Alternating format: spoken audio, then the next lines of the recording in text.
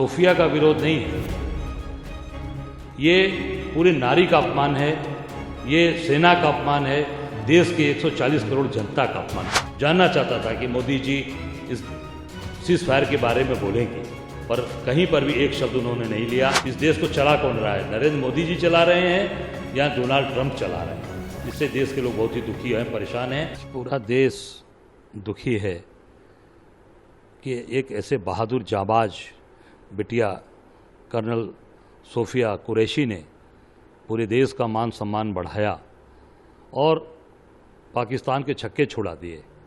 आज उस बिटिया का अपमान भारतीय जनता पार्टी के मंत्री विजय शाह मध्य प्रदेश के हैं, उनके द्वारा किया जा रहा है। ये केवल सोफिया का विरोध नहीं है, ये पूरी नारी का अपमान है, ये सेना का अपमान है, देश के 140 करोड़ जनता का अपमान किया है भाजपा ने। मैं मोदी जी जो देशभक्त बनते हैं उनसे मेरा निवेदन है कि तत्काल ऐसे मंत्री को बर्खास्त करें और देशद्रोह का मुकदमा उनके ऊपर कायम करें।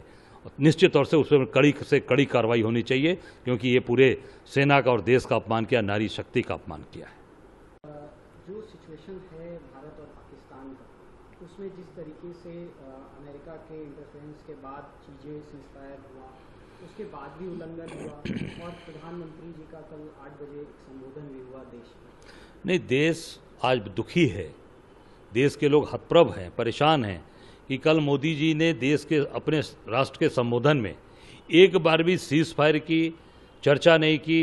राष्ट्रपति अमेरिका डोनाल्ड ट्रंप के द्वारा सीज फायर की घोषणा की जाती है, उसके बारे में देश उनके मुखारबिंद से सुनना चाहता था, जानना चाहता था कि मोदी जी इस सीज फायर के बारे में बोलेंगे, पर कहीं पर भी एक शब्द उन्होंने नहीं लिया, एक शब्द भी नहीं बोला। और पूरा देश आज दुखी है, परेशान है, हतप्रभ है कि आज इस देश को चला कौन रहा है? नरेंद्र मोदी जी चला रहे हैं या डोनाल्ड ट्रंप चला रहे हैं? इससे देश के लोग बहुत ही दुखी हैं, परेशान हैं। और कल ये देश उनके मुखारबिंद से सुनना चाहता था, इस बारे में मोदी जी ने एक शब्द भी नहीं बोला। बल्कि यहाँ तक डोनाल्ड ट्रंप ने कहा कि अगर समझौता आप सीज फायर नहीं करोगे तो आपके सारे व्यापार बंद होंगे। तो ये आप देखिए, देश हित से बड़ा, राष्ट्र हित से बड़ा व्यापार होता है।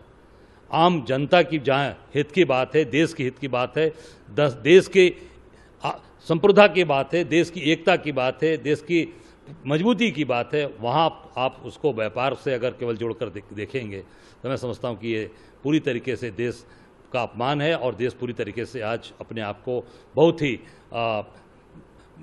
चिंतित और बहुत ही व्यथित महसूस कर रहा है। डोनाल्ड ट्रंप कह रहे हैं कि कश्मीर के मुद्दे में भी उन्हीं को बीच में पड़ना होगा, पर बीच में पड़ने की बात कर रहे हैं। एक तरफ मोदी जी और सारी भारतीय जनता पार्टी कह रही है कि हम जो भी बात करेंगे उसमें किसी को बीच में नहीं रखेंगे और पीओके पहले लेने की बात हो रही है।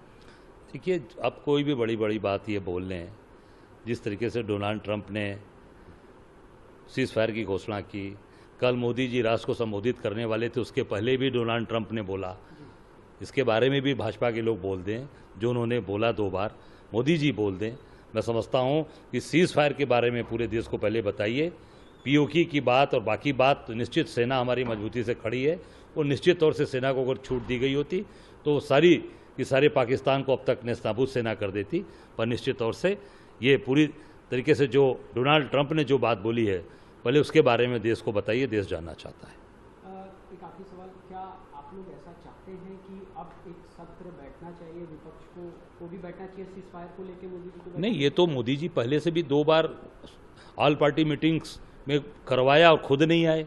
अब तो उनको बिल्कुल बुलाना चाहिए। हमारे नेता आदरणीय मल्लिकार्जुन खड़गे जी, राहुल जी ने सत्र बुलाने की बात कही है। मोदी जी को तत्काल सत्र बुलाना चाहिए और सारी की जितनी बातें हैं देश के, जो देश में भ्रम है या देश के लोग आज दुखी हैं, देश के लोग आज चिंतित हैं, वो सारी बातें पार्लियामेंट जब चालू होगी तो सारी बातें सामने आ जाएंगी।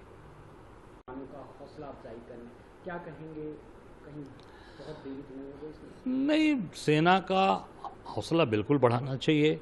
सेना हमारे देश की जिस तरीके से पाकिस्तान के छक्के छुड़ाए, पाकिस्तान के आतंकवादी गतिविधियों को, आतंकवादी ठिकानों को नेस्तनाबूद किया, सेना का मनोबल निश्चित तौर से बढ़ाना चाहिए, उनके बीच में जाना चाहिए। और हम अपनी सेना पर गर्व करते हैं।